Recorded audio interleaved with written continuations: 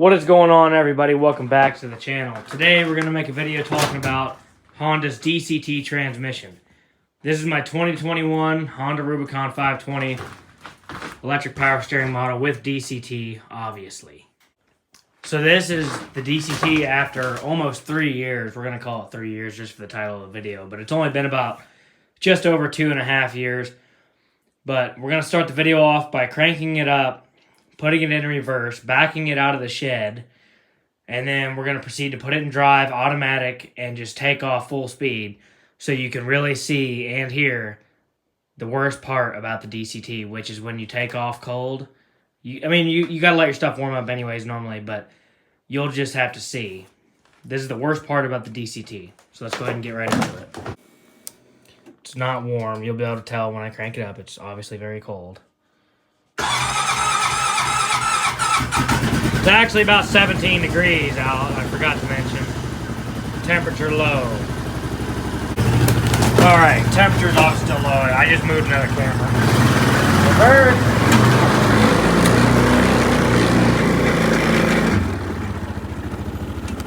Right. That's perfect.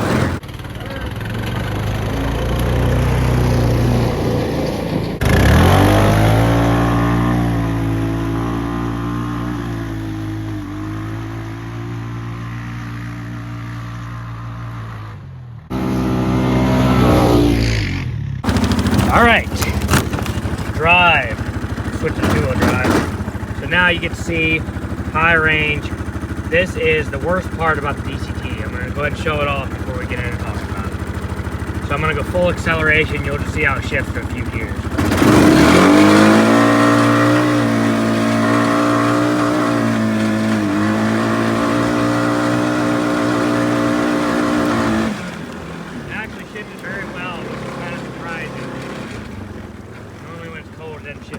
I think I was spinning a lot though, so we'll go to four-wheel drive. What an absolutely beautiful day though, really. I'm going to turn around here. Yeah, slick it. See right there how it slips through the gear, kind of.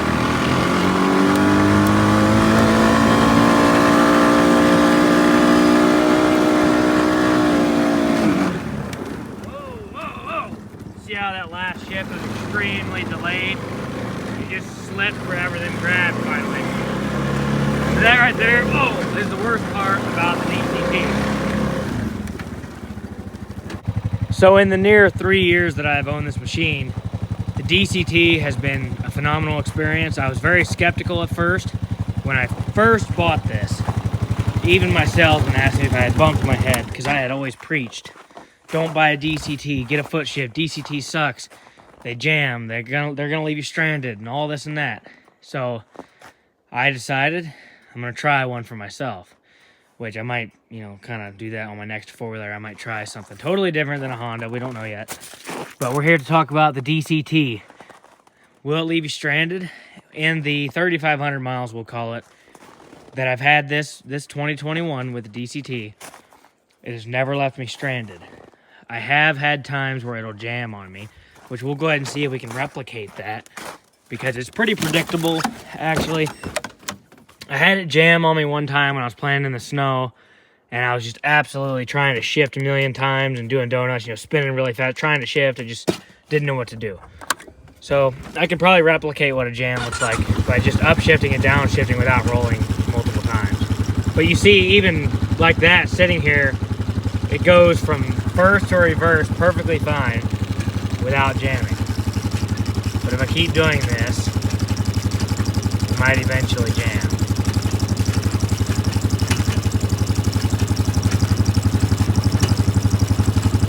But you see, that right there kind of already shows just how good the DCT is.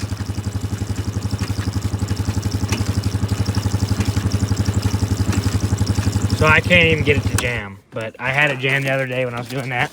Actually, when I was showing one of my friends how to work the DCT, I was explaining how it worked and it jammed. So it's kind of funny because I was trying to prove how good it was and it did it. So it's not very common. Be quiet. I cut out there for some reason, but trying to explain what I was saying. It's just funny. Yeah, I decided to do that right when I was explaining to him how good the DCT was. So that's the only time I've had issues, was playing with it, going up and down in the snow, spinning, trying to shift a million times up and down. And then I think 1 or 2 other times I've randomly had it, I'll just be taking off and I'll come to a stop really fast in auto mode, and it just won't downshift in time, and it'll just jam. So then I'll be, all I have to do in that case is turn the key off and back on. I think a lot of the misconception and belief that the DCT is terrible is a lack of knowledge, and it's mostly confusion. I think people mistake this for an electric shift, which is a totally different ordeal. An electric shift is basically an electric motor that shifts the same thing as a foot shift. This is a DCT, dual clutch transmission, totally different transmission, totally different in the way it works. This, supposedly it's always in 2 gears, so I don't know how to explain it. You have to find somebody that knows more about it. So the DCT, a big difference is in the manual mode, you can shift gears while staying in the throttle. So you don't have to let off to shift gears. The ES, electric shift, you do, because it's basically like a foot shift with an electric motor. And that's pretty unreliable. I've seen a lot of people have problems with that. I've seen instances where people have issues out of these, and it's really unfortunate because I've seen it with brand new machines. A lot of people say, well, why would you buy that? If you're worried about a belt drive, why would you be not worried about this, right? Because I've always said, well, I don't want a Can-Am or Polaris or any of the other ones because of a belt, right? Well, I'm still trusting an electric computer to shift. So in that regard, to answer that question, a belt is a belt. It's a piece of rubber, right? You get water in it, you have any problem at all, it's going to slip or break. Yamaha is the only exception. Yamaha belts are the only belts that I would ever buy because they're extremely smooth. They have very good throttle response. They never give you problems. Even if you slip them in water a million times, you can drain that box and you're guaranteed you're going to keep going. I mean, they offer 10-year belt warranty, so obviously it's really good. Now, on here, as far as getting stranded, right, if your battery dies, I guess you're just out of luck. But that's the way it is on any brand new four-wheeler. If your battery completely goes bad, it's fuel injected, you're going to not run, as far as I know. So this machine wouldn't run without a battery anyway if it was a foot shift. And if the battery does die, the DCT will not work. However, if there is a jam or the shift motor quits working or whatever the cause may be, there is back here, this goes to show I never have problems with it. But on the back of the motor, I think through here somewhere, I don't even know where it is because I've never had to use it. But it comes with a tool back here in the parts storage. I believe, yeah, it's that tool right there. See, it's like an 8mm.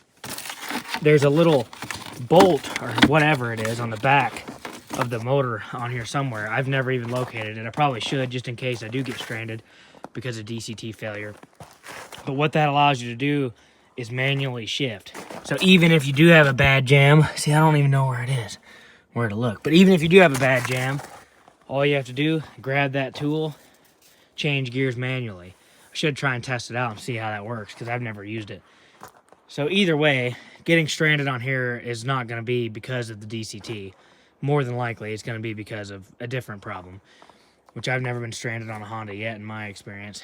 Have on a Yamaha a couple times, but that was my 2018. That was a lemon, so don't really know. Not going to, bash Yamaha. I love them, actually. The Grizzly is one of the better machines you can get. Also, they made a big improvement on the 2020s. I believe they updated the computer and, changed the way that it reacts and shifts and learns your driving style now. So after you ride a while and once it's warmed up, I mean, this is not related to the learning or anything, but after you ride it a few hundred miles and it gets broken, it's going to shift extremely smooth. I also run Rotella 15W40 heavy-duty diesel engine oil, which I didn't notice much of a difference when I switched oil from the factory, but then again, I switched in less than 100 miles. So this entire time I've had that in there, so when it's extremely cold like it is today, that could be a reason why it shifts so bad when it's cold. However, when it's warmed up, I have no issues. Shifts very smooth in auto or manual.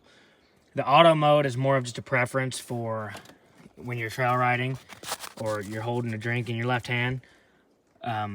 Electric shift, if you're going to be rallying it or going up and down trails and doing donuts, this and that, I would recommend the electric shift because you can control your gear. One thing they did very nice in 2020 was they added this. So instead of pulling this back, they used to have this red lever was combined with your parking brake. So parking brake, we know you push that forward with the brake compressed. Before, to go into reverse, you would pull this back while pulling this first. Pull that back and then reach over here. It's kind of awkward and downshift. So if a woman or a child or anybody, a man, whatever, somebody with small hands grabbed this, it would be kind of awkward. I have normal sized hands. It was still kind of awkward. So I didn't like that. That was a big improvement in 2020 when they added this red button, which allowed, as you saw earlier, allowed you to go straight from drive to reverse, and then straight from reverse to drive without having to go between. Look, right there's a jam. Okay, so that's perfect. Going from drive to neutral, we got a jam. Now, see, it's stuck in gear. It's actually slipping. Kind of in gear. So, there we go. I just had to click the button again. Back to neutral, back to drive. So I didn't even have to reset the key. I'm glad it did that. I wanted to show what that looks like. So you'll get that dash, and that's normally either a jam or something has happened. So you see there, it was a very easy solution to the problem. I just messed with it a little more, and if it doesn't work, turn it off, turn it back on, it'll reset. 9 times out of 10, that'll work. I've never had it not work. Of course, if it doesn't work, then I don't know what to tell you. Separate problem. Maybe try rolling back and forth a little bit. That can help too. Another massive reason why I prefer the DCT over a foot shift is because of that right there. There's your prime example. So if you have a lot of snow, which I don't right now, but I have had lots of snow here before, and when you're riding a lot of snow or mud, you tend to get mud and water and ice or whatever caked in the floorboards. And these Hondas, they have holes, 2-inch by 2-inch, multiple, so they're going to drain water and soupy mud okay. But if you're down south in that thick, see, there's the big holes there. If you're in the thick red clay or anything like that, or if you're in a lot of grass and weeds like swamp and stuff, or snow, it's going to get clogged in your floorboards. And then if you have a foot shift, that's also aggravating. And then not to mention, if you're riding with waders or big snow boots or something like that, it's kind of awkward to get your foot underneath that shifter. So you might not want that foot shift for that reason alone. And if you like to ride in muddy water and you don't always want to wear nice, muck boots or whatever, you just want to wear your regular tennis shoes without getting your feet soaked, the old trick of sticking your feet up here works great when you have a DCT, but if you have a foot shift and you have to put it in reverse, you got to put your feet down in the water. That's another reason. Now, the foot shift is obviously the way to go if you're going to be riding in mud all the time in water. I've seen a lot of people say that there's a lot of more problems with the DCT once you take it in water, along with if you get water in your oil, which also supplies oil for the transmission, then you can start having problems. A friend of mine had a 2020 Rubicon 520 DCT, basically same model as this, and he swamped his, I think, twice with clean water, not mud, and he flushed it, and the DCT went back to normal, no problem. So, I wouldn't swamp my four-wheeler anyway, but if you're going to be riding in nothing but mud and water, you're not going to want, you're not going to want a DCT. You're going to be way better off getting a foot shift. Less electronics, the better when you do that kind of riding. Out here where I do most of my riding, I'm staying dry most of the time, even though I just took it in the pond the other day. So this one's seen a fair share of water and mud as well. Obviously, I don't have a snorkel, but the DCT works great for that. The DCT also comes with a totally different dipstick, which is retarded. See, it's a really tiny little dipstick. It is metal, though, which on the foot shift, you get a plastic fat dipstick. So a fat, short plastic dipstick on a foot shift. Here's mine. I never checked my oil. I probably should. I just changed it, so I assume it's perfect. Smells good. So that's how you check your oil on a DCT. Very similar. One thing, I guess it doesn't matter. If your DCT burns oil, it is more aggravating to add oil all the time. I've never had a DCT that burned oil because I never swamped a DCT. Or actually I did. I swamped my Rancher. His transmission was fine. It was a DCT. But like my 19, I had a 19 model foot shift that was green just like this. It burned oil like crazy because it got swamped. So to add oil, I did it through the dipstick because I had the big, fat, short plastic dipstick. So it was easy to get a funnel in there and add oil. On the DCT, it's going to be really tricky to add oil through the dipstick because it's so skinny and weird. So you have to take the plastic off. There's a fill on top of the motor over here. And then also on the DCT, Instead of 3 8mm bolts, it's 3 10mm, and it's a bigger oil filter. I guess it's because the transmission, right? This thing has a higher oil capacity as well. I believe it's 3.8 quarts, and the foot shift is 3.2 or 3.5, something like that. I just take a gallon of Rotella and I throw it in this bad boy and we go to town. Now this DCT has also been extremely abused. All you have to do is go watch some of my older videos and you'll see exactly what I'm talking about. It's been in mud, it's been in water, it's been jumped, it's been through the snow, it's been rolled over on its side multiple times. It's pulled heavy logs, I mean like 16-foot logs, 18-inch or bigger in diameter. It's been literally from the back of the property to here, with me putting it in reverse, backing up, putting it in first gear, and then just ramping it just to yank the chain, just to pull the log a foot. I've done that hundreds of times. Hundreds, I mean seriously, hundreds of times I went forward and backwards yanking on that hitch. That's another thing. I'm kind of impressed with the hitch on this thing. Never broke off. I did break a Yamaha hitch off back in my younger days. Another thing with the DCT that is very nice, which you don't get on a foot shift, if you plan on running a bigger tire, right, and you do just ride mud a little bit, let me call for my dog. Anyways, if you do plan on putting a 28 or a 29.5, maybe even a 30 on a DCT, compared to a foot shift, the DCT also has this low range. You have regular drive, which I don't know. I should have tested it, and I don't remember. I could probably dig deep in my own research to figure it out. I don't know the top speed difference between a foot shift and a DCT. That is one thing to know. The DCT, I think, loses a little bit of power, actually, as far as accelerating compared to a foot shift. This is the most sluggish Honda I've ever had, I think. My Rancher DCT was definitely faster, and then my foot shifts, I think, was a lot snappier. It's one thing to note. The low range, though, gives you, I believe, 6 or 7% lower gears than a foot shift.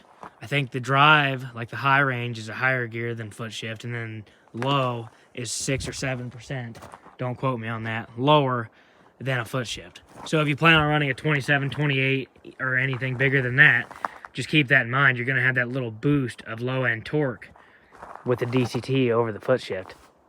I have 27s on here with, the ITPs, the 27s on 12s. I don't know how heavy this tire is, but it is a pretty gnarly tire. It's not an extreme mud tire. They're half worn, so they're nothing like they were when they were new. But I have had no problems pulling, climbing hills, getting bogged down in mud, snow, anything. I have never not been able to turn these tires in low range on the DCT. Now on the Rancher, you don't get the low range. This knob right here on the Rancher is the replacement for the four-wheel drive, because you don't have push button and diff lock on a Rancher. So this is your four-wheel drive knob, and you don't have any low range on a Rancher. And I had mine was a 2017 Honda Rancher 420 with the DCT, so they might have changed them by now. I'm not sure on that. I don't think they did anything major. I think the only thing is probably, yeah, of course, the racks, and they've changed this button to be this design. But on my 17, I had 28-inch, what were the tires called? Zillas, just regular Zillas, Maxxis Zillas. So they were a super lightweight tire, 28. I had a fat in the back, skinny in the front. And that thing could not turn those. Even in just the mildest, any kind of thick mud at all, you're going to be in two-wheel drive, and even then, if it's really bad, you might struggle to turn them. So that four-wheeler is definitely a high-geared beast and will not turn a big tire without doing a gear reduction. That's another thing to consider. If you're going to be riding these in a lot of thick mud and you want to run 30s or anything bigger than that, like 32s, 34s, and up there and so on, the DCT is probably going to cost you a lot more money and be a lot more frustrating, and I assure you there's less options on the foot shift. On the DCT for gear reduction. So if you're going to consider a gear reduction, you might want to get a foot shift as well. There's a lot more out there for the foot shift. It's easier to install, things like that. As far as maintenance goes, doing a valve adjustment on a DCT is a little more aggravating, just because of the fact that you have to actually take the cover off and turn the crank manually with a 17mm ratchet, I believe. I think it's 17, to get it to top dead center, to do your valve adjustment and stuff like that. Whenever on a foot shift, what I did was I'd throw it in 5th gear, and I would just rotate the back tires by hand until it hit top dead center, turn the motor over that way. A lot quicker, saves you a little bit of time. Can't do that on a DCT. One complaint with the DCT I have is when you're doing donuts, like out there on my road in the ice, I enjoy spinning, doing donuts really fast. And the DCT kind of moderates your gear a little bit. So if you have it in manual mode, which this just prevents jams and stuff, I'm sure. If you have it in manual mode and you're spinning your tire full blast, it will not upshift for some reason. It'll just, you have to kind of let off the throttle, try and work it to get it up in the gears. And I'm never able to get it up to 5th gear. And then if you accidentally let off for a second and it slows down to under, 15 or 20 miles per hour, it'll kick you back down to 2nd gear. So it doesn't fully let you control your gears. For the most part, it does. It will not upshift. It will not upshift until you shift, but it will downshift without your permission. So it likes to violate you in that regard every now and then. Another cool feature on the DCT is when you're in auto mode, it'll automatically let you, well, it won't automatically, but in auto, you still have the ability to do downshift or upshift while going. So if you're going up a hill and it doesn't want to downshift, or say your buddy pulls up beside you on his Can-Am 450 or whatever, that's going to beat you in a race anyway, but you want to try and win, so you just want to drop a gear, faster than the DCT. You can downshift, you can upshift, whatever you want to do while being in drive. And then you can let off and forget about it, and it'll go back to just shifting on its own. So that's a nice feature on the DCT that I really like. I did actually have a problem with my foot shift that I never had with this model. I had 2 foot shifts before this, a 2019 and a 2020. So I had a 500 and a 520. Both of those machines from downshifting, which apparently you're not supposed to downshift with a foot shift on pavement or any rough surface. I always used it to downshift, and it actually cost me one-way bearing. So what would happen is I'd downshift to 4th gear, and I'd have no resistance. It would act like it's in neutral. It would just coast, and apparently that was the one-way bearing being shot. So that's one thing to consider too. This right here, you could downshift it all day long to help slow you down and save your brakes, and then also just to control yourself down a hill, and you'll never have problems. I mean, I haven't had any problems so far. So the foot shift on both of those machines, in less than 1,000 miles, I destroyed the one-way bearing by supposedly downshifting is what everybody told me. Just keep that in mind as well. Either way, I really want to know what you guys think of the DCT. If you love the DCT, comment down below. Tell me why you love it. Is it because you can hold your adult beverage and ride without having to shift gears manually, like if you had an electric shift? Is it because you can keep your feet out of the water? Is it because your toes are broken? Is it because you don't have legs? Why is it? So to comment down below why you like the DCT, and if you despise it, if you're scared of it and you don't like it because of some reason, because your buddy had problems, because he swamped it upside down, rolled it down a mountain, and then it didn't shift anymore. If your buddy had problems, or if you had an 07 Recon with electric shift that had problems, these are different animals. So if you have a reason you despise this model of foot shift, I mean, God, I'm actually retarded. But if you have a reason you despise the DCT on a 2020 plus, even 15 plus Rubicon or Rancher, DCT, not electric shift. If there's a reason you don't like it, comment down below the reason why. I'd like to know. I don't know of very many problems. Everybody I know that has these seems to like them all right. I just talked to a guy the other day that actually bought one because of me from YouTube, which is pretty neat. I actually see people like that now. But he bought one because of me, and he said he loves his. And he rides in the mud, and he's from Alabama or Georgia, somewhere like that. Anyways, if you enjoyed the video, please leave a like and subscribe. We'll see you in the next one. Comment down below your thoughts and opinions.